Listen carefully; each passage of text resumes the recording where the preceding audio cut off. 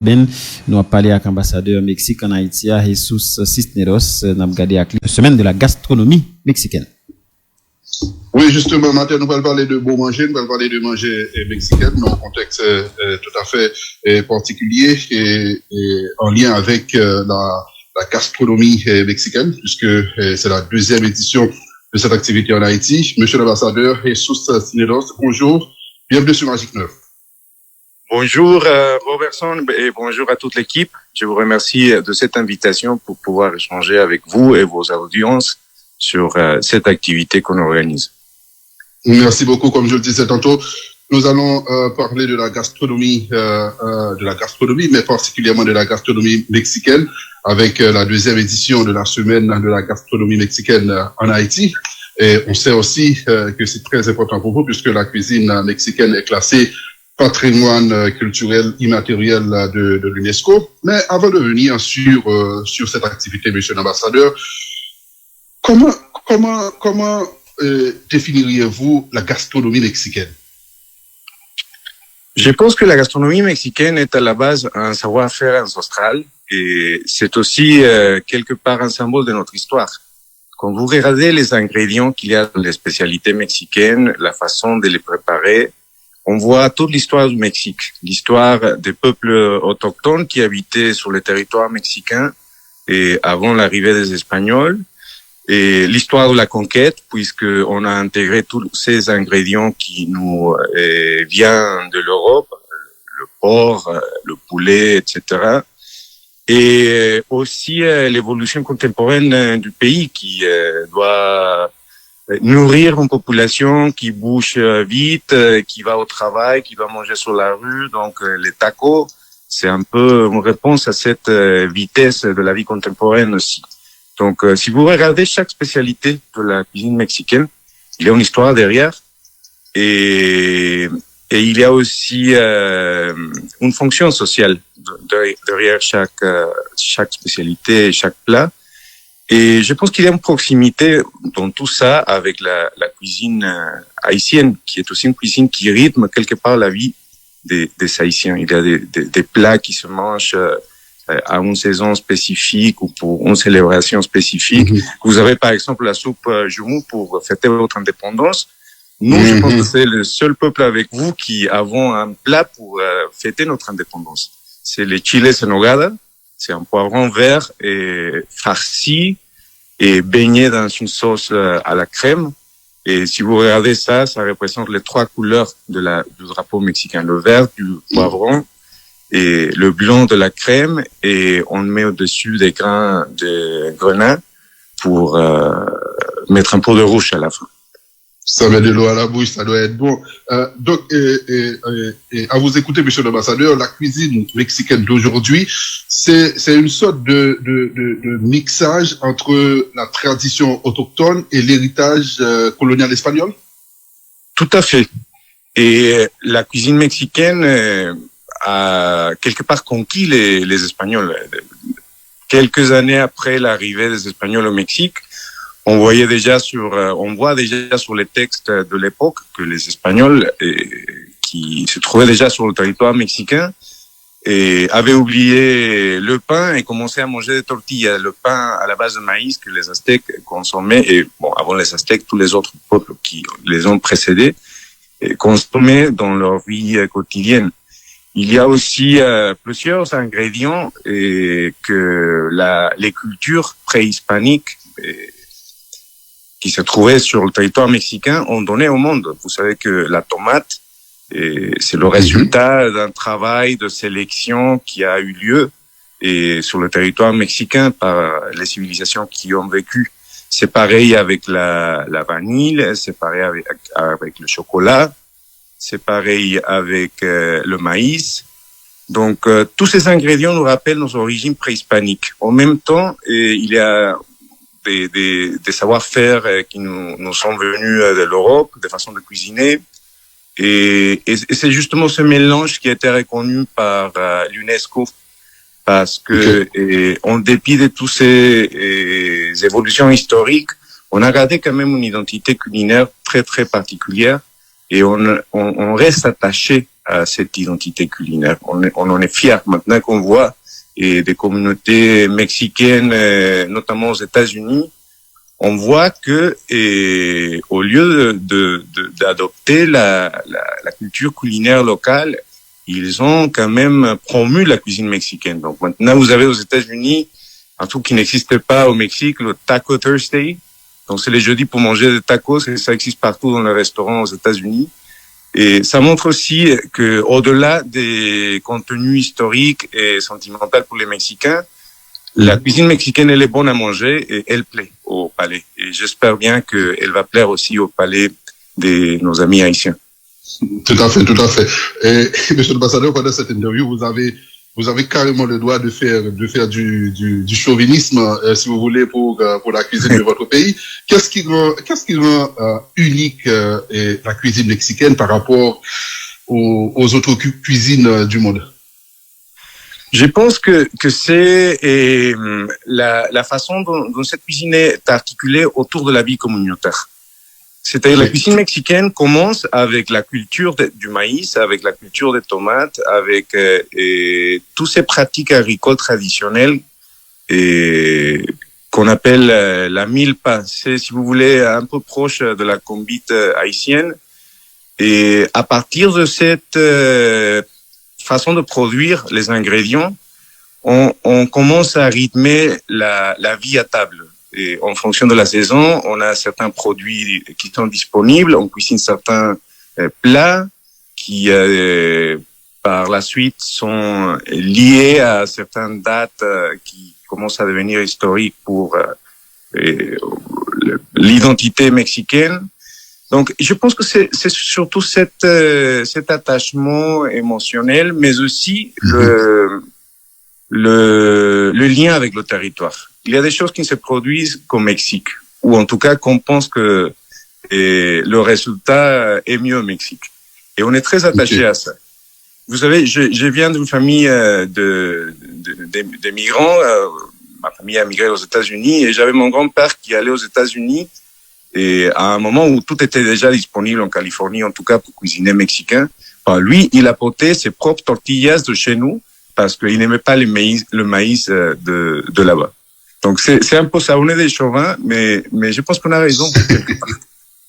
Tout à fait, et vous avez le droit de l'être ce matin. On a comme l'impression, monsieur l'ambassadeur, que la cuisine mexicaine occupe une place, je dirais, extrêmement importante dans la culture, dans l'identité du Mexique. Est-ce correct ce constat? Oui, c'est correct.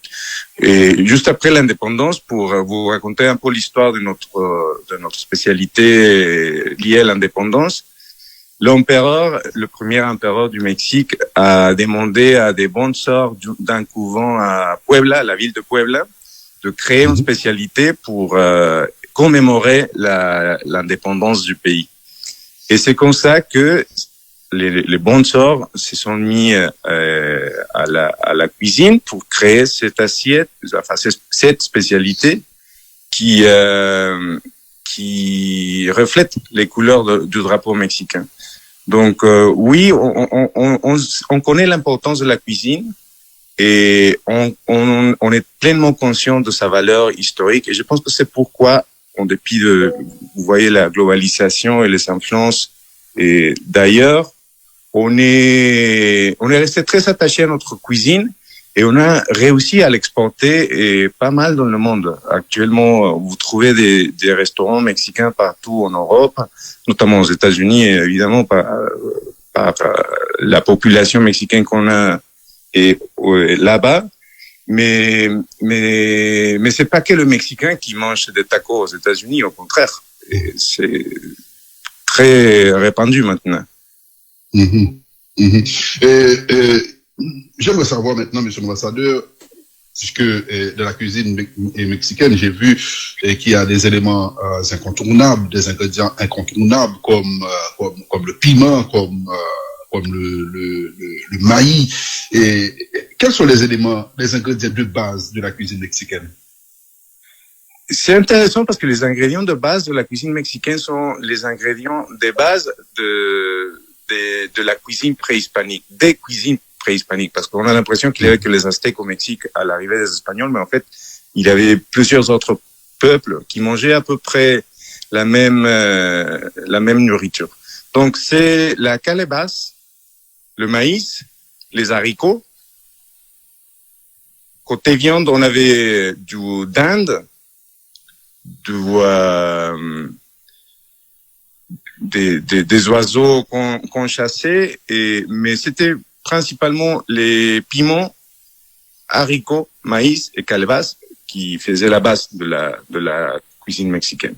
Et c'est toujours le cas. C'est des ingrédients en plus qui ont été produits artificiellement par des pratiques agricoles traditionnelles au Mexique. Et à la base, le maïs était une épi avec un grain et rien d'autre. Donc, grâce à la sélection naturelle et grâce au travail des agriculteurs de ce territoire, on a réussi à avoir les maïs qu'on connaît maintenant. Et ces ingrédients sont toujours présents dans la cuisine mexicaine. On a ajouté beaucoup de porc, par exemple. Ça, c'est la contribution espagnole. Et le poulet aussi, les viandes. Mais quand vous voyez les sauces qui baignent ces viandes, c'est toujours la façon préhispanique de procéder. C'est-à-dire, il y a toujours du tomate, il y a toujours des piments, il y a d'autres épices, et puis on a une centaine de variétés de piments au Mexique. Donc la saveur de la sauce varie en fonction du piment que vous utilisez et en fonction de la procédure que vous y appliquez. Vous pouvez le brûler, vous pouvez le cuire pour qu'il ressorte son pulpe, et vous pouvez le mettre tel qu'il est. Et vous pouvez le sécher, vous pouvez le mettre au frais, etc. Donc, c'est des petites variations très subtiles qui montrent aussi la sophistication d'un art qui a évolué pendant des millénaires déjà. Des décennies. Oui, tout à fait, tout à fait. Personnellement, moi, monsieur l'ambassadeur, je connais et j'ai déjà consommé régulièrement, pour ne pas dire très souvent, le tacos, le burritos et le guacamole. Et quels sont les plats, je dirais, incontournables, des plats qu'on ne saurait zapper de la cuisine mexicaine? Bon, les tacos, c'est un classique. C'est bon, c'est rapide et c'est efficace. Donc, je mettrai les tacos d'abord. Et c'est un grand ambassadeur de la cuisine mexicaine. Absolument. Et chez nous, on a le mole dont on est très fier. Le mole, c'est une sauce très épicée qui change aussi en fonction de la région et en fonction des piments et des autres ingrédients qu'on rajoute. On a par exemple le mole de la ville de Puebla, mole poblano. C'est une sauce où on peut mettre plus d'une centaine d'ingrédients. Donc, vous imaginez le goût, y compris du chocolat, y compris des bananes, y compris des tortillas, c'est-à-dire cette espèce de pain à la base de maïs qu'on fait, mais brûlé pour que ça devienne noir. Donc, le goût est très intense et on est très fiers de nos mollets en général. Donc, je dirais le mollet, c'est très important aussi. Moi, je viens d'une région du Mexique qui s'appelle Jalisco, parce qu'il y a cette diversité régionale aussi dont il faut parler et qu'on mettra en valeur pendant la semaine gastronomique mexicaine. Dans ma région, on mange beaucoup du pozole. Pozole, c'est une espèce de bouillon avec des grains de maïs mûrs et de la viande de porc, une sauce rouge, vert ou blanc en fonction des envies de la personne qui le prépare. On a aussi un plat qui s'appelle birria. C'est un peu comme le cabri d'ici, mais baigné dans une sauce très pimentée. C'est très bien pour, après avoir fait la fête, les dimanches matins, vous voyez tous les restaurants de birria remplis. Donc, ces spécialités. Bon, il y a le chile en nogada dont je vous ai parlé, qui est le plat de l'indépendance. Mais le chile en nogada, il voyage très mal parce que déjà, c'est une spécialité saisonnière. On le fait qu'en septembre-octobre, justement autour de la fête nationale. Parce que on n'a pas de grenade au-delà de cette saison. Tout à fait, tout à fait.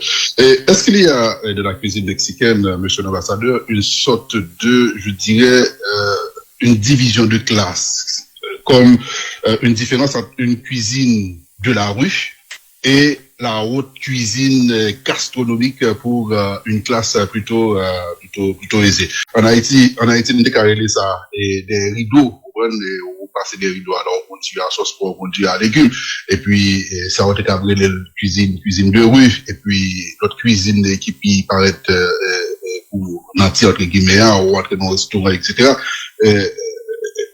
La question, monsieur l'ambassadeur, est-ce qu'il existe une sorte de division de classe, je dirais, dans la cuisine mexicaine? Je pense pas, mon ami. Je pense qu'il y a une différence, effectivement, entre la cuisine de rue et la cuisine de maison.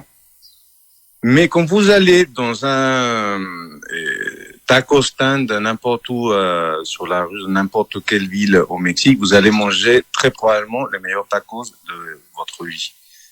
Vous pouvez aller dans un restaurant, mais là, vous payez pour la décoration, l'ambiance, pour vous trouver entouré par des gens qui appartiennent à votre même classe, mais le taco n'a aucune différence avec le taco de la rue. Probablement, il sera moins bon.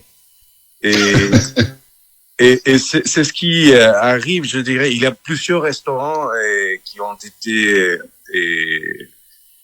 mis en avant par les guides mondiaux comme Michelin, etc. C'est des restaurants très chers auxquels la plupart des Mexicains n'ont pas accès. Mais là encore, vous payez pour une expérience. C'est pas la cuisine qui change. Ouais. Et vous allez trouver votre taco déconstruit sur la base des techniques chimiques très très sophistiquées. Mais la sensation que vous aurez au palais n'est pas si différente, ou peut-être elle sera parfois un peu plus médiocre que ce que vous pouvez ressentir quand vous mangez un taco de la rue. Tout à fait. Maintenant, monsieur l'ambassadeur, parlons de la deuxième édition de la semaine de la gastronomie mexicaine en Haïti. Et en quoi consiste cette activité? Bon, cette semaine de la gastronomie mexicaine est surtout un partenariat avec des restaurateurs haïtiens pour mettre en valeur la cuisine mexicaine pendant toute cette semaine. Cette semaine qui commence demain, 30 avril, au Mangus, et qui va durer, le long de cette semaine, on aura 7 restaurants. Jusqu'au 6 mai. Pardon? Jusqu'au 6 mai, c'est de demain jusqu'au 6 mai. Exactement. Donc, on commence demain, et je peux vous dire la liste des restaurants qui vont participer. Ok. Donc, demain, c'est au McDouce, et vendredi, c'est au Café 36. Après, on a Papaye. Samedi, Nago dimanche. Sous le soleil, c'est Angel Touch et le lundi. Et puis IT Bites mardi. Et on ferme avec Michael's mercredi la semaine prochaine. Et donc chacun de ces restaurants va présenter une spécialité mexicaine, c'est ça? Et la logique? Un menu mexicain, surtout. Un menu. Oh, ok. Oui, entrée, plat, dessert. Et puis, plusieurs restaurants vont avoir aussi des animations culturelles mexicaines. Par exemple, demain, à l'ouverture de la semaine, on aura le mariachi de l'école de musique Sainte-Trinité. Donc, c'est encore un partenariat auquel l'ambassade tient beaucoup. Et ça nous aide aussi à mettre en valeur une autre partie de la culture mexicaine qui est par ailleurs très connue en Haïti, surtout chez les générations un peu plus âgées, qui est la musique et le boléro, etc. Donc, on essaie de faire de cette semaine gastronomique une vitrine pour la culture mexicaine à travers, bien entendu, la cuisine, mais aussi la culture. Et, vous savez, cette année, on a avec les États-Unis et le Canada, on est un pays siège de la Coupe du Monde.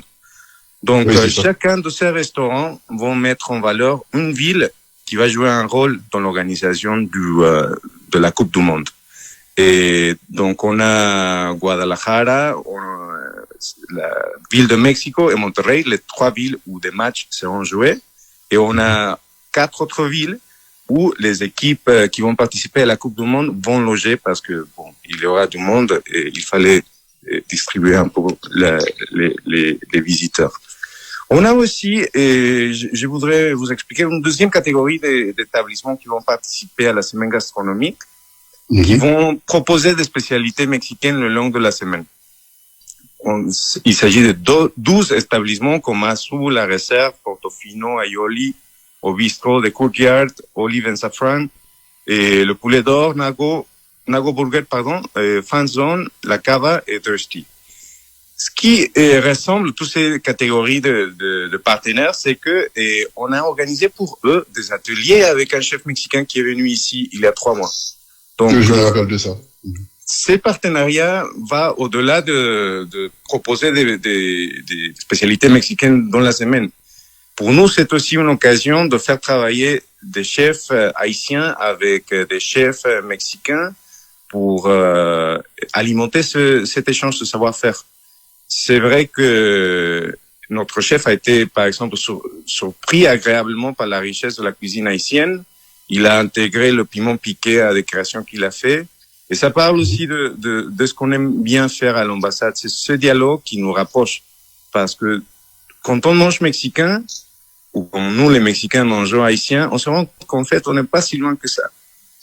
Et puis, ça crée aussi, ça éveille l'intérêt envers l'autre et ça donne envie de savoir plus. Et c'est ce qu'on veut faire avec cette semaine gastronomique. On veut que nos amis haïtiens et nos amies haïtiennes veulent savoir plus sur le Mexique.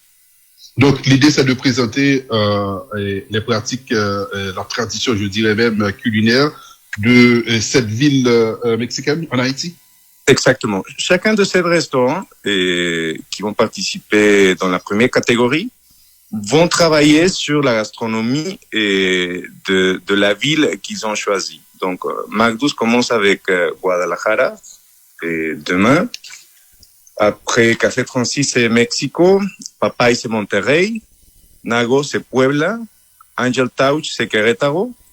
IT Bite, c'est Tijuana. Tijuana, c'est très important, vous savez, pour la relation bilatérale, parce que c'est à Tijuana où se trouve la plus importante communauté d'Haïtiens au Mexique. C'est ça. C'est ça. Et finalement, Michaels, c'est Cancun. OK. Monsieur l'ambassadeur, on referme cette interview avec une question, je dirais, une question de recommandation.